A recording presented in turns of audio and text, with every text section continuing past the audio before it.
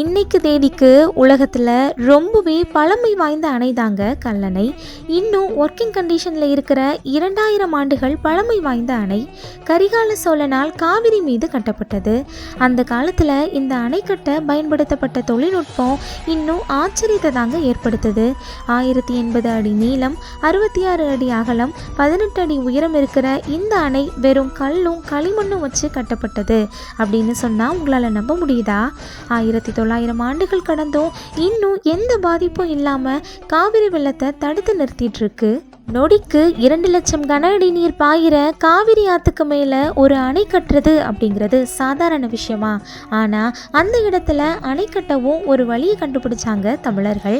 காவிரி ஆற்றின் மீது பெரிய பாறைகளை போட்டாங்க. அது நீரால் மண் அரிக்கப்பட்டு கொஞ்சம் கொஞ்சமாக தண்ணிக்குள்ளே போச்சு.